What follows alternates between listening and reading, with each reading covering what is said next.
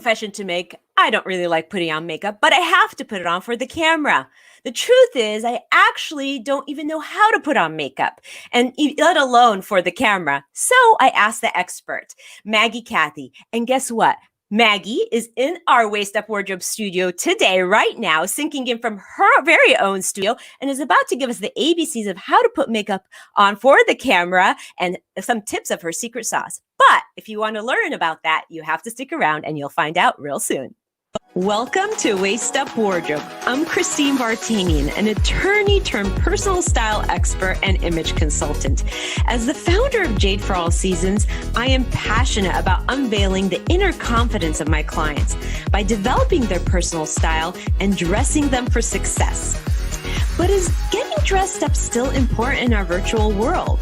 Well, that's where my experience can help with what I call Waist Up Wardrobe. Waist Up Wardrobe is a podcast for all things you need to conduct an outstanding Zoom meeting. It's about how to dress for the camera, but it's not just about the clothes. It's about everything you need to know to show up on brand and professionally on camera. Join me in the Waist Up Wardrobe studio to discuss how to navigate this virtual world and dominate from behind the desk. Hi, Virtual Nation. Welcome to Waist Up Wardrobe, the podcast. And I just want to say welcome to being here. And I want you to understand that this is a very interactive podcast. We want the dialogue. We want the questions. We want all your comments. We want to give you as much value as possible about makeup for the camera. We want to leave here with takeaways and action items that you can start putting into practice right away. First thing I want to do is I just want to thank my behind the scenes producer, my very awesome producer, Rick Moscoso. He's always here, always behind the scenes in the wing beneath the wings of the Waist Up Wardrobe podcast show. And he's here, and I'm just going to say a virtual hi to him because he's staying in the background. So thank you, Rick, for all that you do. And today, I just want to say we have a very special guest. You guys are in for a treat. It's not always that you get to get your questions answered by a real master of makeup and also a skincare expert to boot. She is Maggie Cathey, and I just would like to talk about her for a little bit before I bring her on. Maggie started doing makeup in 2006, but she quickly realized that was her passion. So she started her business, Maggie Cathey, in 2012. And Maggie worked with brides. She continues and worked on photo shoots and on short films. Even though Maggie started her education in theater, she knew right off the bat that her passion was makeup. So that's why she was compelled to start Maggie Cathey, her business. Maggie is a professional makeup artist. She is a licensed esthetician, which I think makes her such a master at what she does. I mean, it's wonderful to have makeup applied by somebody who really understands the qualities and the problems your skin can experience and give you tips to rectify that before she even goes into how to apply makeup and what products are right for you. She's also an executive beauty coach, and that is such a big part of her business because she quickly found out that when she was doing makeup for a lot of her high-level entrepreneurs and executives, that they sometimes need her while they're on the road. And so she developed her coaching program to teach her clients how to apply makeup themselves if they can't have access to her. And it is an amazing program because I know firsthand because I've been through it. And I can tell you, it has really improved my makeup game. As you know, I don't like putting on makeup. So she's really brought me to a point, and it's definitely a journey, and I'm definitely perfecting it still. But she's brought me to a point where I feel confident going on camera with my makeup. Maggie lives in Southern California with her husband, Ryan, and their two little girls, Ellie and Isla. And she is a mom, an entrepreneur, and a rock star business owner. Hi, Maggie. How are you? Hi, Christine. Thanks for having me. I love having you. I love promoting women in business, but I mostly can't keep a secret somebody who's amazing at what they do. You truly are a master. And thank you. I just want everybody that, tunes into Waist Up Wardrobe to understand, because makeup is such an important part of being on camera, to understand the possibilities of really accentuating their best features. So before we get started, Maggie, can you tell me a little bit more about yourself? Sure, sure. Well, like you said, I did start makeup basically in high school is when I started. And it just sort of snowballed from there. I did it more in college. And when I eventually got to start my company was amazing. I started doing it full time. And then about 2.5 years ago, almost 3 years, I guess, I went back to school and got my esthetician's license. So now I get to kind of do both sides of it, which is amazing and fantastic, not just putting on makeup and covering up skin problems, but also getting to treat it as well. And then, yeah, I've done a lot of, like you said, I really created the beauty coaching, which is sort of my specialty now. It's what I'm most passionate about because I love working with professional women and business owners, entrepreneurs, CEOs, all just these amazing, amazing women, and really giving them the tools and ability to create any look they need for whatever audience they're going to be in front of, whether it's virtual or, on a big giant stage or just in a boardroom meeting, anything like that. So now I get to do it all and I love it. I do, everything from makeup for camera to, the facials in spa as well as beauty coaching, and I love the variety. It's my favorite thing. Well, and I think that's what makes you such, you know it from the ground up, you know it from the skin to the top layer. And I really appreciate that about you because you've taught me so much about my own skin. Like I never even really knew what type of skin I had. So just from the basics, I learned a lot, and it's definitely a journey still. I'm still, taking that with you. I have kind of a foundational question for our audience. Do you think that makeup for the camera and the application of makeup should be any different for camera than like for a regular life? That's a great question. And really, I say that it depends on what your makeup is for your regular life, truthfully. There's some people that their makeup for regular life is nothing. So then, yes, makeup for camera is very different. If let's take me, for example. This is what I like to call my base look. It's pretty much what I put on every day if I'm putting makeup on. It's pretty simple. It's literally just, foundation, powder, contour, blush, brows, and mascara, and a fun lip. I don't always wear a fun lip, but it's an easy thing for camera, and we'll talk more about that later. So, for me, my makeup for the camera is not that different. It's pretty general to what I wear now. But in general, yes, there's a couple tips, really just a few things that you need to do when you're thinking about camera. But that question, it's really like, how much makeup do you wear on a regular basis? Right. That sort of answers the question. Yeah. Right. And I think that's a testimony to really the type of makeup artist you are. It's about customizing the look for the particular person, which is what I do as a personal stylist. I like to give my clients custom looks. And so I do believe that that's another great thing in your business where you really pay attention to the individual. So I really appreciate that. So, I remember when I started your coaching program, you looked through all my cosmetics and you said this blush, well, don't ever wear neon pink again. And so my question to you said, this is not the blush that I would choose for you. Are there colors that don't look good for the camera? I know that's a slightly different question, but it just kind of, that was one of the questions I wanted to ask you because, I didn't know. Right. Yeah. Well, my general answer for that is yes, there's a few colors. I like to say, I think we should stay away from extremes. So, whites and blacks, really, those are, the two extremes of the spectrum. They just can look weird on camera, I think, especially like I've seen people where maybe they have like a really kind of a shimmery, more white eyeshadow that they're putting like on their lids or on their brow bone. And then maybe like a black or a really dark color in their crease. And listen, there's nothing against, putting a dark color on. It's just that on camera, depending on your lighting, depending on what's going on, it can look extreme, right? So the white and the shimmery can look a little more gray, or it can look really, really white and sparkly. And then the black can look really dark. So I think in general, it's a good choice to kind of stay more towards neutrals and stay away from the extreme colors like that. The blush, what you're talking about, is more like, that was just a color that wasn't right for you, right? For your skin tone. So obviously that gets a little more specific in terms of what your coloring is. But basically you were wearing a very, very bright pink that was sort of a bluish toned pink. And I mean, regardless of camera, I just wouldn't choose it for your skin tone, your skin type. And blush in general, I like to stay a little more neutral, like a little more bronzy peachy. I think that just can look better on everybody. But obviously, it really depends on your skin tone and your skin type. So, again, that's kind of it depends, but also here are some specifics. And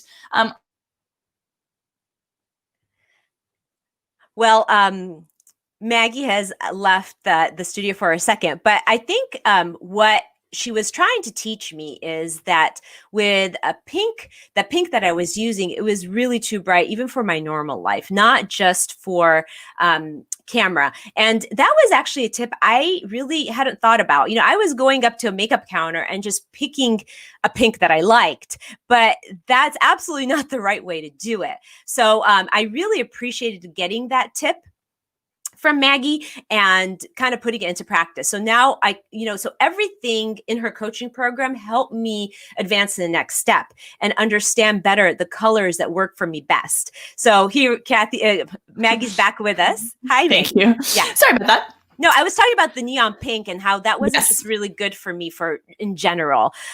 So it's so funny that you say black and white, right? Black and white is also not recommended for your clothes on camera. I mean, do we style people with black and white sometimes? Yes, because sometimes they're brand color and all that. So there are ways around it, but we really generally recommend no, because of the harshness and just the misuse of it. If you use it the wrong way, then you really, you kind of don't look your best on camera. Yeah. So do you think that the application of makeup for the camera should be heavier? I mean, is that a true statement, or is that also depends? I think in general, that's a true statement. I think, things like foundation, you just want a better coverage, right? For your skin to make your skin look nice and even. On the camera, I think that's a true statement. It just sort of depends on what kind of foundation you're using. And also, I always say, like, one of my biggest tips is blush. That's definitely something I think needs to be heavier for camera. In fact, right before we started, I told Christine as we were chatting backstage, I said, Christine, you need more blush. Yes, you said, go put on more blush. Yes. It's the case for whether you're shooting in natural light, because natural light tends to wash us out. Or, just even, I mean, I'm using an artificial light and I still, made sure I put a little more blush on today because it just washes you out. And for camera, you just want to look kind of that vibrant, alive, awake. So blush, I always say is, that's something that you probably need to put a little more on for camera. Yeah. So we have a question from Kristen Levine, and she's asking, do you take skin tone and hair color into consideration when advising on makeup, or is one more important than the other?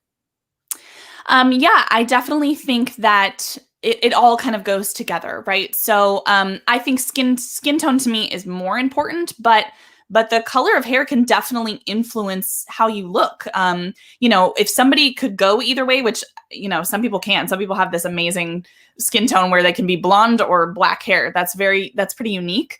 But if you do have that, then absolutely the color of your hair is going to kind of speak to the colors of your foundation, what colors you should wear, in terms of eyeshadow, blush, lipstick, things like that.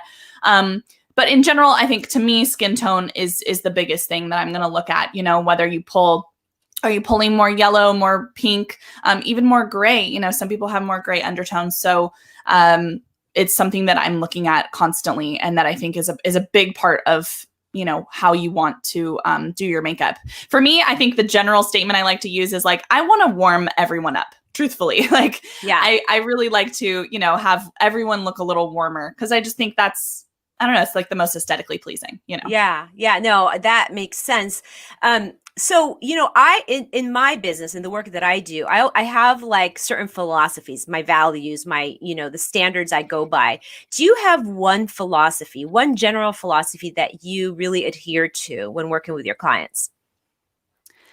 Yeah, I mean, mine is sort of overarching. It's more, I think it's even stepping back further from just the makeup. I really, truly am so passionate and believe that how we show up matters. And I know that this is something that you and I have in common, Christine. It's something we talk to both our clients about constantly. Oops, I think Maggie is stuck in her studio again. But philosophies or values are so important and critical to your business. Some of the philosophies I really hold true to myself are I want dressing up and getting yourself put together feel effortless and fun. And I want to give that to my clients because most of my clients who come to really up level their image are intimidated by the process of getting dressed up. They don't like it. They think it's hard. And so one of my philosophies is let's make this fun. Let's play dress up. So I was just sharing one of my philosophies, Maggie. And as you were you telling me about your overarching philosophy. Yeah, I think that the reason I feel this way is because some people can have this sort of negative connotation towards makeup, where for some reason we feel like it's vain or it's superfluous, right? I don't need to put that much on, or I don't wear a lot in general, and that's totally fine. If you're a more natural girl, most of the time that's okay. But I really believe that the way that we show up, even just in life for ourselves matters, but especially in business, for our clients, for our colleagues, it matters. The way we put ourselves together matters, just like you talk about with clothing, right? And for makeup, for me, it's like, I think you should look like the most beautiful version of yourself, right? Just the most polished version of yourself. And we like to say with my photographer, who I think is watching today, hi, Stephanie. We like to say, we want to make you look like your brand of beautiful, right? It's specific to you. It doesn't mean we need to make you up and make you look like a Kardashian, right? But we, I think that you should feel great about yourself, whether that is with a ton of makeup on. If you feel the best like that, then go for it, or whether it's just with a really simple makeup look that makes you feel really fantastic and polished, because that is going to speak into so many other areas of your life. The confidence that gives you and that you feel from that will speak to, and will inform everything about the way that you kind of live your life and do your business. So I would say that's my biggest kind of passion. Yeah, no, I love that that term that you guys have coined, your brand of beautiful, your own brand of beautiful. Stephanie is asking a couple questions here, and she says she wears bold, colorful glasses. Should she concentrate more on eye makeup or lip color? That's a really good question. It's a great question. I think with glasses, one of the easiest things you can do is either just really curl the lashes and do really good mascara, or definitely putting on some lashes, whether it's individual or strip lashes, can be really helpful because I've done so many people's makeup for camera where they're going to wear glasses, and without the glasses, they're like, wow, this is kind of intense. Like the lashes are a little big. But the thing is that your glasses kind of tend to hide, right, your eyes a little bit and make them look a little smaller. So anything we can do to kind of enhance that a little bit. I don't think it necessarily means that you need to pack on the eyeshadow. For some people, if you want to, that's great. But just lashes can really do wonders. And then, always pop on a fun lip. That's always a good choice. Always a good idea. Yeah, I actually really appreciate that question because many of my clients who do wear glasses, although I know what looks great, really from the makeup artist perspective, it's good to know how do you enhance the look, if you wear glasses. So, one thing we touched on earlier, you talked about shimmer.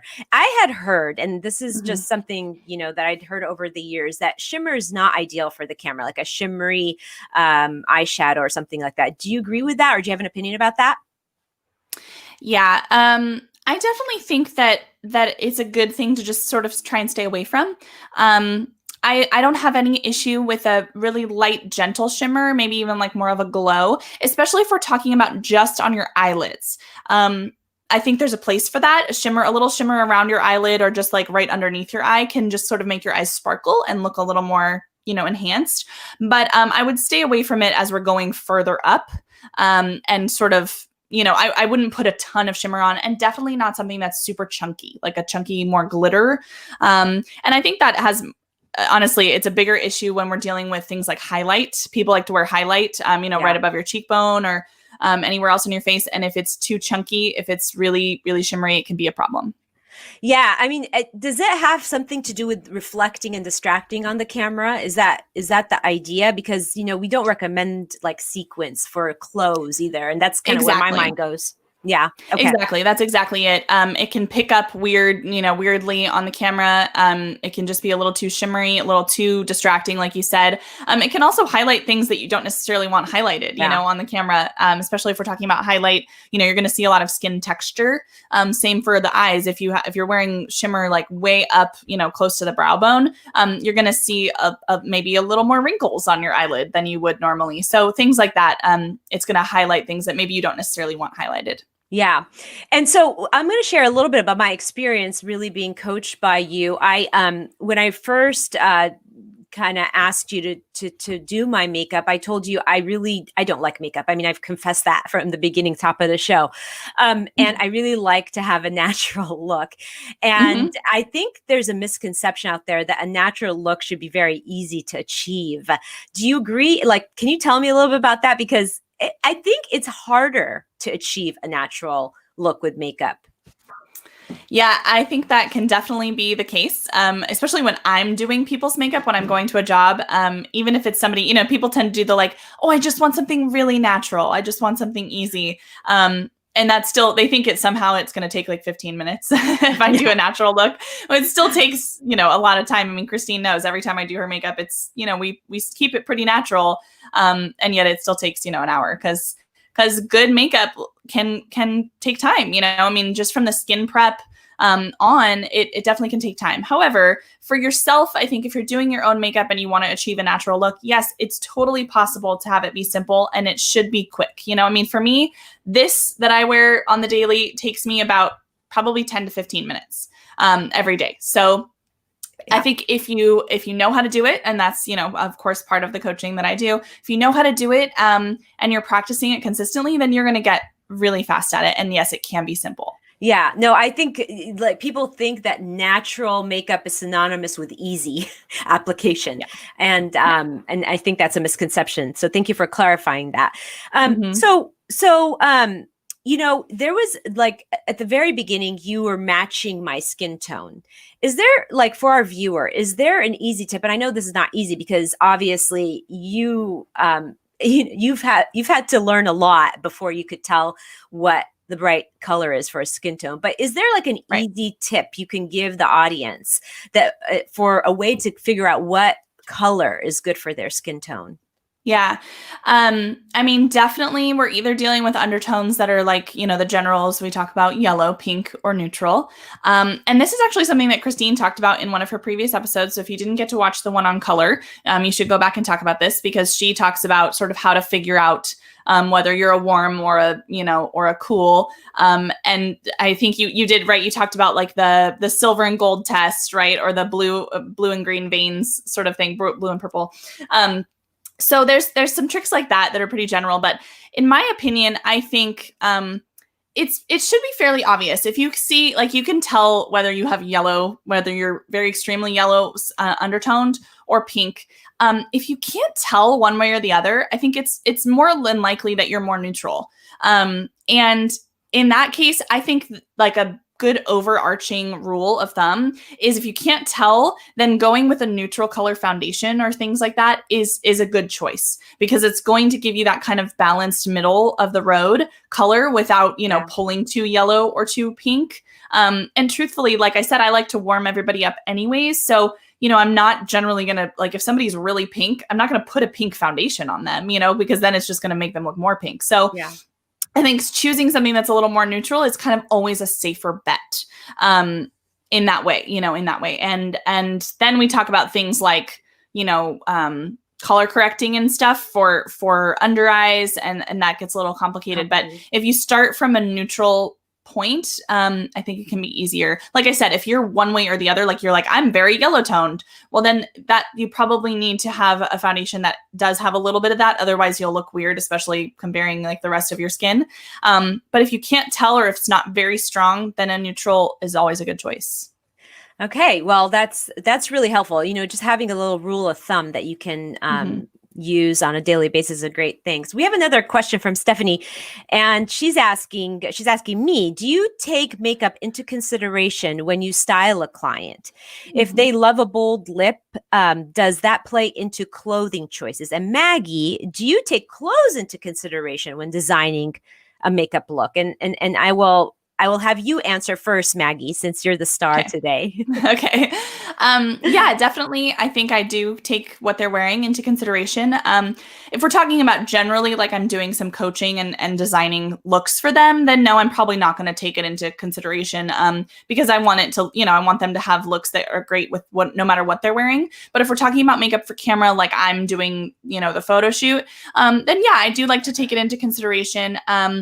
But it's pretty minimal, I would say, in terms of how much, like I'm not going to match it, directly to their clothes. I like to keep things pretty neutral anyways. So, unless they're like, I love, really fun, funky colors. Okay, cool. Then I might do like some green eyeshadow or some purple eyeshadow, but that's more few and far between, for the most part, I'm going to stick with neutrals and kind of give them a look that's going to look great no matter what, no matter what they're wearing. Yeah. And as far as clothes go, usually I don't really match clothes to makeup, right? I really dress the client, and then the makeup really has to be you have to follow the clothes if you're doing a photo shoot to determine the colors of makeup. That's at least my philosophy and how I do things. Now, if I was faced with a client that just will not wear anything except a bold red lip, then then I will definitely take the clothing into consideration. So I just want to, highlight that, most of our viewers are very busy entrepreneurs, and applying makeup just seems like a lot of work. I know that's how I felt. Do you have any time-saving hacks or like a 1, 2, 3 or anything like that you can give the audience to think about? Well, my first would be to book a coaching session with me. No, but really, I think that keeping it simple is the way to go. If you're talking about something, especially for camera, especially right now when we're all just trying to work and we're living in this virtual world and we are doing a lot of stuff, online virtually, I think it's totally okay to keep it simple. And I'm talking about, exactly what I said before: skin prep, foundation, powder, a little contour or bronzer, and we'll talk about that a little later and like why that's important. Blush for sure, a little bit of brows, mascara, and a lip. It sounds like a lot when you say it like that, when you list it out, but really it's just sort of it's the basics. That's what I would consider the basics. And even for you, Christine, we talked about, when you were learning, your normal used to just kind of be like a little bit of eyeliner, some mascara, maybe a little blush, right? And a lip, maybe some concealer. So, I mean, really, we only added in like 2 things, when you think about it like that. We only added in the foundation, and you were wearing, a tinted moisturizer sometimes, so that wasn't super different. And then really just the contour or the bronzer, that's really what we added in. So it sounds like a lot, but it's, in my opinion, sort of your base makeup. And if you can learn how to do that well, then it's really time saving, truthfully, because you're not worried about doing a million eye looks or putting on a lot of eyeliner or lashes or things like that. Lashes are great and can be helpful, but if you can just sort of conquer these steps, I think it makes it a lot easier and a lot faster. Yeah, absolutely. I wanted to well, actually, let me just pull this question up so that you can answer it really quickly. Kristen Levine is asking, can you define what a fun lip for the camera is? I tend to wear a neutral lip, but want to explore more color. Absolutely. So Christine and I are both perfect examples of that today.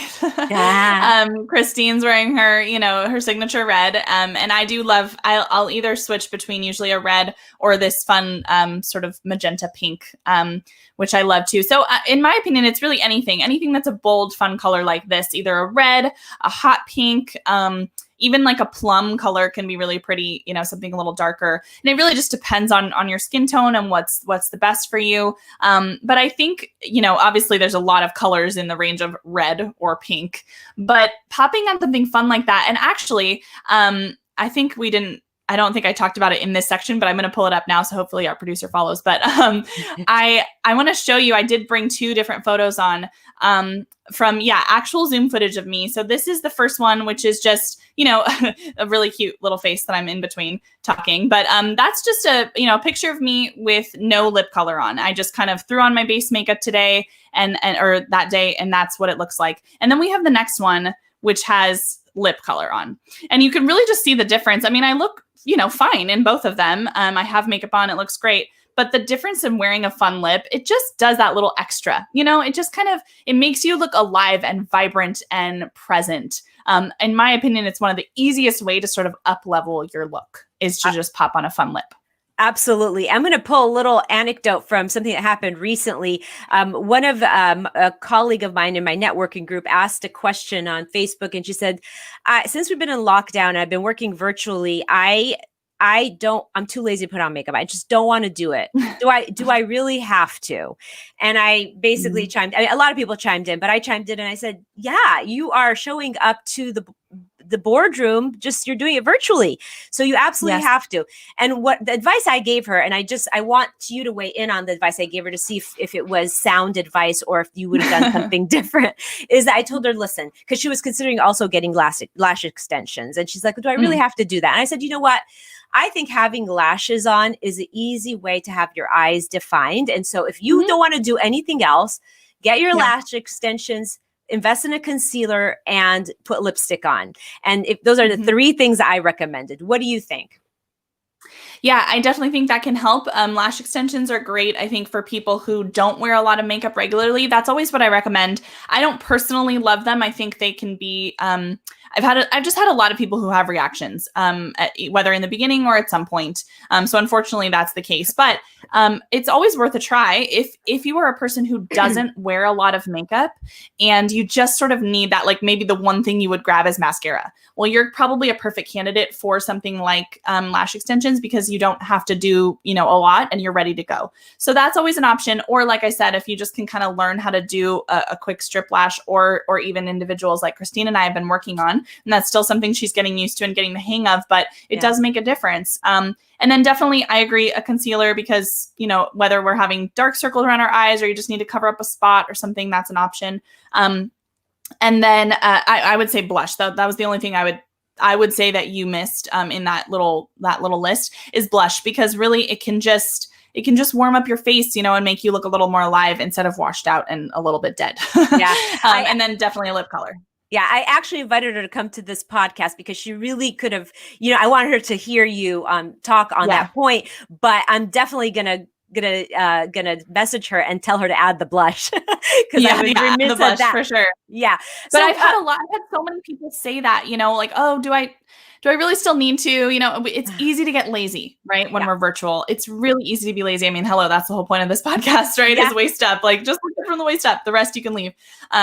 But I really think that there's more than just showing up. I mean, I talked about this a little bit, but there's more than just showing up like, okay, yeah, I look nice because, that's expected of me, whether it's with colleagues, right, in the boardroom, something like that, or a potential client, like somebody you're trying to get money from. Like you need to show up as your best self. But I will say the other aspect of that is, like I said, showing up for yourself, because it makes a difference. When I'm a perfect example because I don't like to work from home. I'm totally the type of person where if I'm with a client, I'm dressed to the nines. And if I'm not, I'm in sweats and, at home with my kids and no makeup on. But working from home, having to work from home in this last, 6 months has really forced me to do things differently. There's hardly a day that I don't put on, a full face of makeup and a cute outfit. And I will say, and this might be kind of a silly thing to do, but I don't have the waist up wardrobe. I'm in heels. I love it. Because for me, it's so much more than just how you show up on camera. It's how you show up for yourself. It makes me feel better and it makes me feel productive, productive and like I can go out there and kick butt as a business owner. And I think that's such an important part. Absolutely. You just did a commercial for me. You're welcome. So you talked about a few steps that everybody can do to really have that quick makeup. How about products? Can you get us hooked up with some products, or can you name some off and maybe let us know where to get those products? For sure. Well, I think something that I always recommend to people is good skin prep, because obviously skin prep matters. What you have on your skin, how your skin looks is going to inform what your makeup looks like. So it's something that, sometimes we put by the wayside, or maybe our skin, our skincare routine is not the best, but these are some really easy products that I love, that are sort of like generic. I recommend them for everybody, even if I don't get to see them in person, or like they can't come into the spa and I can't assess their skin. And they're by a company called Sonia Rosselli Beauty. They were developed by a makeup artist and an esthetician, and I love them. They are what I use on people to prep their skin whenever I'm doing makeup. So it's not what I use in spa, but for everybody that I do makeup on, I use these things. And one is the spray exfoliator, and you're going to see these links in the comments, and there'll be some affiliate links for you so you can get them from there. The spray exfoliator, which is amazing, you can use 2 to 3 times a week, and I use it on almost every client that I do, and it just really helps smooth out your skin, gives you a lovely glowy finish, to put your makeup on. And then there's a couple others. A water oil, which is basically just a super lightweight facial oil. If you are somebody that's dry, or you just need a little more extra moisturizer, this is beautiful. It just will give you that extra little moisturizing, extra glow. And then the water balm, which is the next step, the last step, it's like a moisturizer. So those are 3 fantastic products that if you don't really have much of a skincare routine, and you can't necessarily come to me for a facial, or even do, I do virtual skin coaching. So if those things aren't an option, then these are great places to start. So that's skincare. Those are my kind of couple favorites. And then in terms of products, Rick's going to put a few more links in the comments that are affiliate links for just sort of my favorite generic makeup products. So meaning ones that don't have to be color matched directly to you, right? Because there's a lot of things that I can't, without seeing you in person, I can't recommend. But things like a powder that I love, a beauty blender, which I love using for blending foundation. I think there's also, an eyebrow pencil that I love, and a mascara that I love and use personally. So just a few things that you can kind of see and look into just to get you started. Yeah, no, I think that's great. Lori asked a really good question, and I want to make sure that we get that answered for her. Lori, and I can't see the question, so maybe Rick will bring it up on the screen. I see it. She's saying she's looking for tips to how to best apply blush with a bronzer that sculpts, starting point and ending point, especially if you're over 50 and want to look youthful. And I just got some tips on that. So go ahead, Maggie. Tell us. Okay. So yeah, my best advice that I can give, generally speaking, right? Because obviously there's certain things that, it's specific to a person and their face shape, but the general points I can make are, if we're talking about 2 different products, so I'll deal with that first. If we're talking about using a bronzer or contour and then a blush as well. I like to say, so if you take your fingers. Oh, just when she's about to give us the secret sauce. She's going to come back and she's going to let us know exactly how to apply that. But one of the things that was remarkable when she was coaching me was this rule of triangles, right? Basically, she coached me to apply the bronzer under my cheekbone. So right in this depression right here, and sort of in a triangle shape. So that's how she taught me to apply that. As for blush, really where you should apply is right on the cheekbone itself. Now, I hope I said that right. As soon as we kind of fix this internet, she'll be right back to tell us exactly how to do that. But that is sort of the benefit of kind of, going through Maggie's coaching program, because she really takes you step by step and helps you figure out all these little tips and tricks. Now, we're going to be having a really fun offering at the end of the show. You have to be on to catch the offering, but you're going to have to put the hashtag blush and shine to get this really great opportunity with Maggie, and she'll tell you a lot about those tips. But Maggie, you're back, and I gave him a little bit. That darn internet. I know. I was like, you're doing so good. I know. I gave him a little bit about blush and bronzer, but go for it. Okay. So my tips are, if you take your fingers and you feel where your cheekbone is, you can kind of just feel right where your cheekbone is, and then feel right underneath it. There's that gap, there's that space right underneath your cheekbone. So that is where your contour or your bronzer is going to go. Because what it's going to do is it's going to sculpt your cheekbones and help you to kind of accentuate those. Okay. And then your blush, I like to say, goes right on top of that on your cheekbone. So the bronzer and, kind of contour goes right underneath it, and the blush goes right above it, and then they'll kind of blend together. And you can sort of see, I like to start at the corner right up by my hairline, and kind of come down from there. I'll usually create the line first and then blend out a little bit wider towards the top near my ear, and then kind of come down, and it tapers down so that it's not wide still towards my mouth.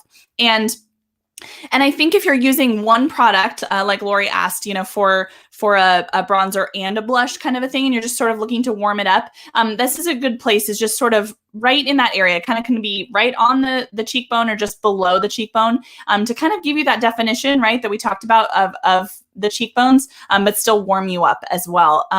Although I do always recommend that you have a blush as well as a bronzer. But that's kind of my general tip for you is start up by the hairline and bring it down, and it should taper down so that it's not really thick. It's not like a big stripe down towards your mouth. It tapers down like a triangle. Yeah. And then blending it in is really important too, right? Yes. Like you said, not having that streak. Now, and that's true for, whether you're over or under 50. Would you say that's true? Absolutely. Yeah. Yes, absolutely. I think age doesn't matter to me as much as face shape. Those are things more that I would customize it to somebody, is more like what their face shape is, and less about the age, I think. Yeah. So when you were putting my makeup on, you really wanted me to be a natural light. Can you explain why that's important, or if that's really important at all if you're not a makeup artist, if you're just doing it for yourself? It's definitely important. Natural light is always going to be the best way to do your makeup, because it just, not direct natural light, right? Not like the sunshine shining on your face, but natural, indirect light is going to be the most beautiful way. But if you can't, not everybody has that. I don't have that in my bathroom. I have terrible lighting in my bathroom. So what I do is I just, I do my makeup to the best of my ability. I try and have light that's coming from a little bit above me and in front of me. You don't want down lighting, right? That's never going to be flattering. But then what I do is once I'm done with the makeup, then I'll always check it in natural light. So that's a good option if you can't, if you don't have natural light to do your makeup, just go over to the window, go over to somewhere in your bedroom or your bathroom and check it in natural light. Make sure, okay, do I have a stripe, under my chin, or is my blush a little bit uneven? Things like that. That's a good thing to just always check it in natural light, because you don't want to be the person who, you did your makeup in mostly dark and then you get in the car and you're like, whoa, what's that? What's happening there? I know, that's always a nice surprise. So yeah, we spoke about skincare, and I kind of want to take it layer by layer because I like to build everything for the audience. So we spoke about skincare, but how about foundation? That first layer, everything is built on a foundation. You have any tips about foundation in general? Yeah, the way that I love to put foundation on is I love to use a flat foundation brush to first apply the foundation, just to kind of think of it like paint, right? I just want to get it on the skin. I'm not worried about blending. I'm just getting it onto the spots.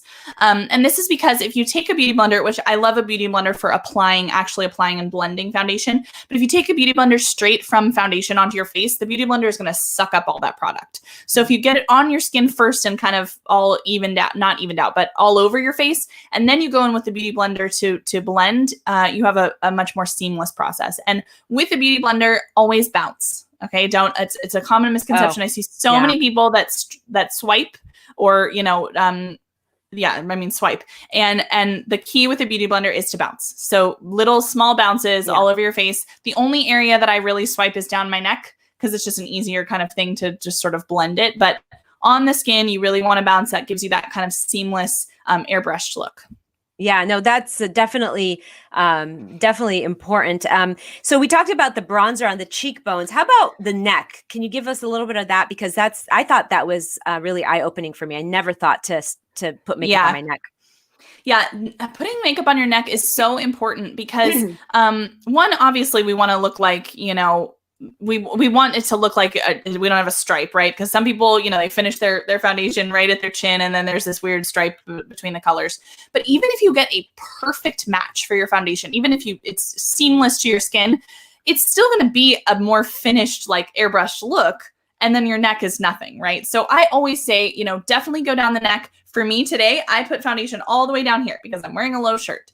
So it depends what you're doing. And we just want it to kind of be cohesive. And then from there, yes, there are ways to contour. I always contour my jawline. Not everybody needs that, but I do. And it just sort of gives you a little definition under your chin, under your jawline. And you can even take it down onto your neck. What I taught Christine is, we're kind of accentuating this V that's here, this line that's on your neck, and then into your collarbones if you want. That's a way to make your whole look seamless and cohesive, while giving definition to the rest of your face. It's not just about your cheekbones. That's what we're trying to emphasize, the cheekbones, but also I put a little contour bronzer up here, as you can probably see if you're watching live, and that just kind of gives definition to my forehead, definition to my whole face. That's what we're looking for when we're talking about contour and bronzer. I always like to say contour or bronzer gives definition to the face, and blush gives life. That's my opinion. I love that. That's a philosophy right there. Yes, it is. So we covered skincare, foundation. We talked about contouring and blush on the cheekbone and the neck. Yes. So tell us something quickly about the lip technique that you use.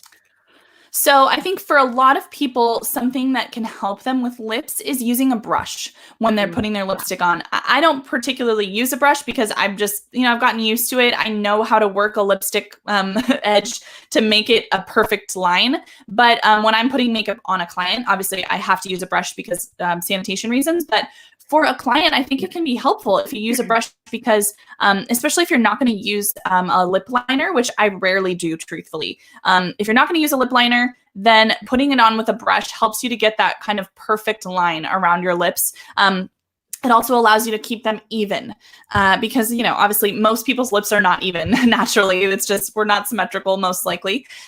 So it's kind of an easy way to help you get that clean, precise line is using a brush. And I would say like a flat, either like a lip brush that's specifically made as a lip brush, or even a concealer brush can work. A really flat, smaller concealer brush can work to put lipstick on with.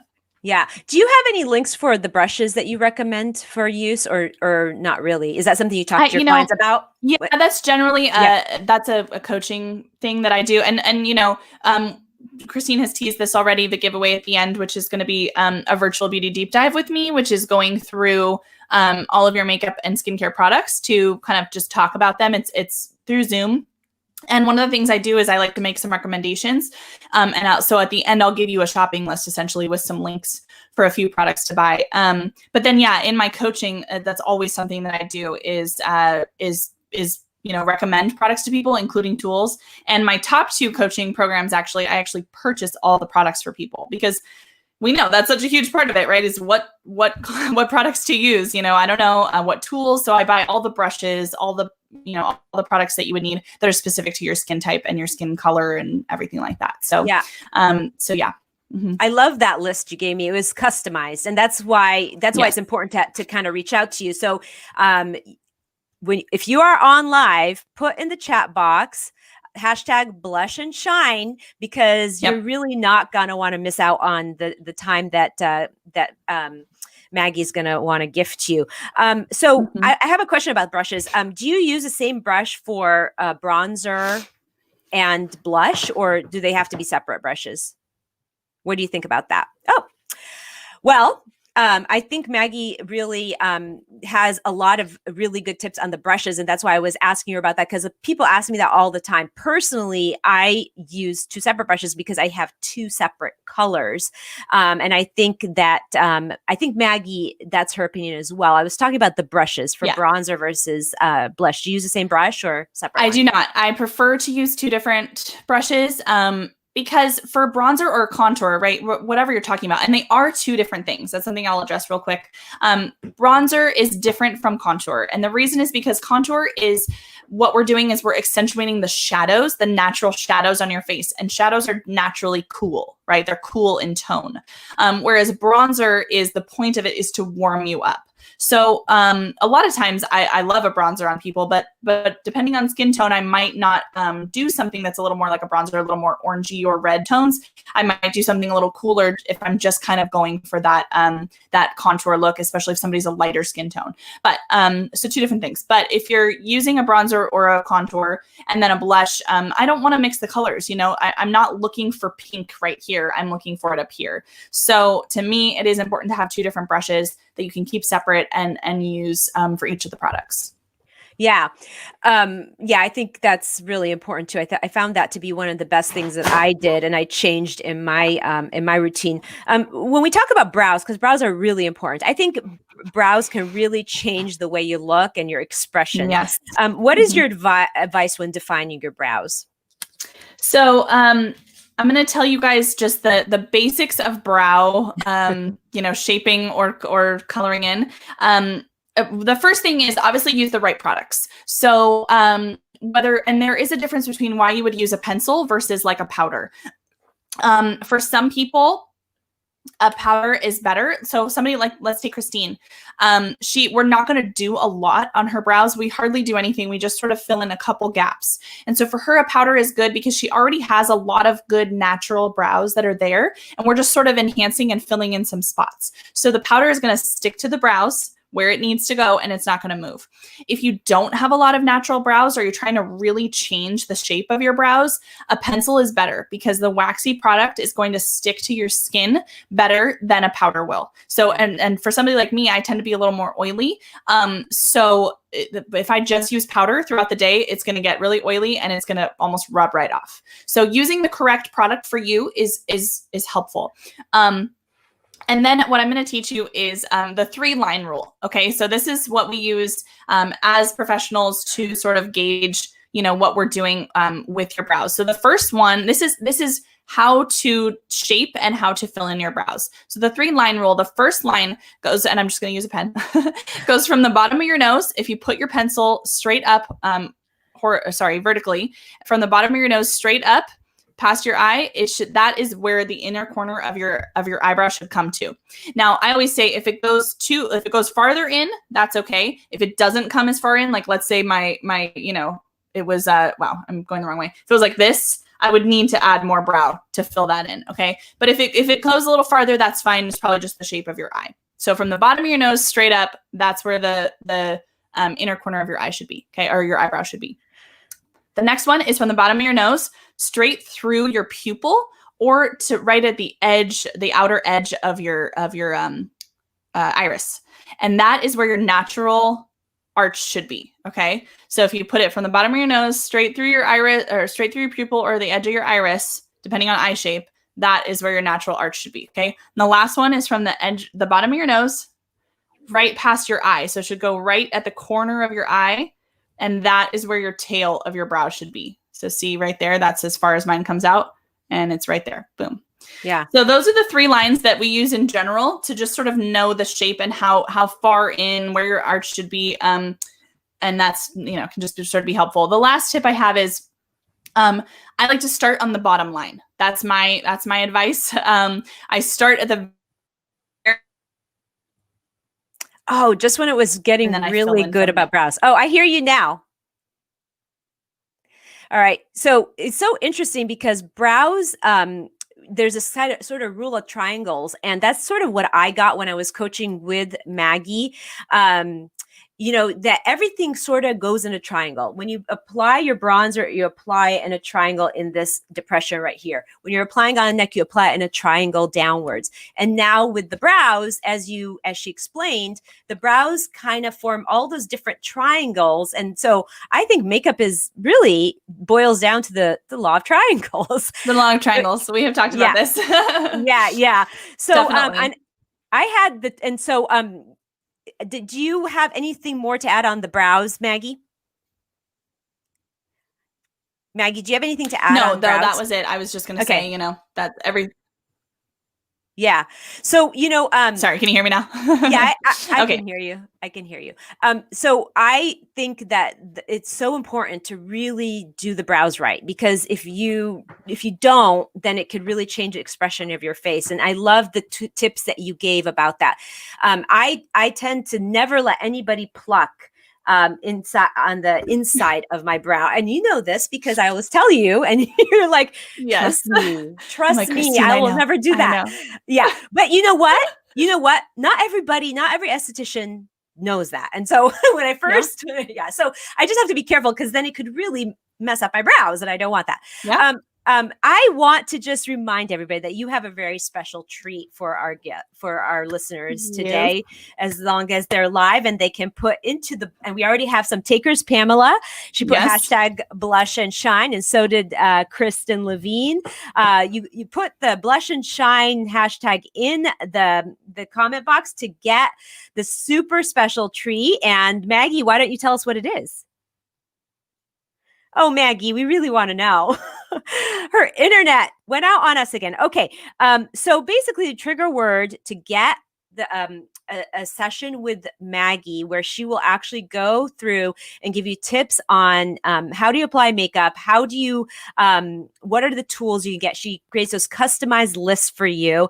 The hashtag is hashtag #blushandshine, and put that in the box. Oh, Lori, great. I'm so happy you got this because this will be really, really fun for you. I know you're doing a lot more work on camera. And so I really am happy that you're going to get a chance to talk to Maggie about your special custom look. And so put that in there. Maggie will be back with us very, very soon because she's going to be wrapping up the our session, our podcast with our takeaways, tips, and tools. Because at the end of every podcast at Waist Up Wardrobe, we wrap up with the Waist Up Wardrobe Weekly Wrap Up. Okay, so Maggie, I'm going to have you take it away. Tell us about the number one takeaway, the tips and tools, and spring us into action with some immediate action steps. And then if you can wrap up with your giveaway. I gave everybody a little teaser, but I think you could probably say it better than I do. Yeah. Yeah. And hopefully the internet holds strong for the last little bit. Yes, it will. It will. Okay. So my biggest takeaways, like I said, is how you show up matters. It's not vanity. It's showing up for yourself and for others. I like to say self-care is not selfish. It's so important to how we who we are, how we show up for ourselves and for our clients and colleagues. It matters. So some tips that I have, just the easy tips is keep it simple, right? Like we talked about, you don't have to feel like you have to go over the top. Keep it simple with a little foundation or concealer, some, bronzer or contour blush, little eyebrows, mascara, and a fun lip, always a great one. So, and then emphasize the features, right? A little more blush is always a good thing. A little more lashes if you can, whether that's with mascara or adding on some lashes. And then my last tip, of course, like I already said, pop a fun lip color on. It's a great way to just really elevate and polish your look even more. The tools we talked about, the skin prep that's in the comments, beauty blender, powder, brow pencil, mascara, all of those, the links are in the comments to them if you guys want to check those out. And some action items for you guys that I have is the first thing I want you to go as soon as you finish watching this, go into your, wherever you keep your makeup, in your bathroom, wherever, throw away anything you don't use anymore. Okay. This happens to everybody. We have stuff and we're like, I don't know, I haven't used that in 6 months or whatever. Throw it away. If you don't use it, throw it away. Christine says the same thing about clothes. If you don't wear it, throw it away. And then anything that's a cream product or a cream or gel product, if it's more than a year old, it's going in the trash. Okay.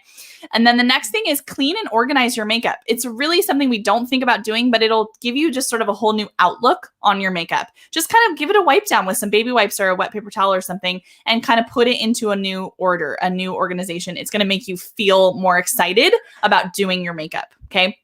And then the last thing is follow me on social media. It's just Maggie Cathey for my Instagram and my Facebook. I post a ton of content on Instagram all the time. I'm doing videos constantly, just fun information and tips that you can get. So definitely go and follow me on there to just sort of keep learning, keep on your beauty journey. Awesome. Oh, and then the take or the virtual beauty deep dive. So this is going to be my giveaway today is the virtual beauty deep dive. It's normally $149 right now. And it is, I'm gifting it to somebody today who was watching live and put in #blushandshine. And it's going to be an hour Zoom call with me where we just sort of do a little refresh on your makeup and your skincare, and you'll get recommendations for some new stuff too. Awesome. So so we have Eloise is also a taker on Blush and Shine. Are you giving it to? Yeah, we've got 4 takers here, Maggie. That's awesome. That's awesome. Okay, there you have it, everybody. The Waist Up Wardrobe takeaways, tips, tools, and action, so we can put you right into action and get this be practical for you. Thanks for joining us, Maggie. I really appreciate your expertise and your genius. I really do. Thanks for joining us, Virtual Nation.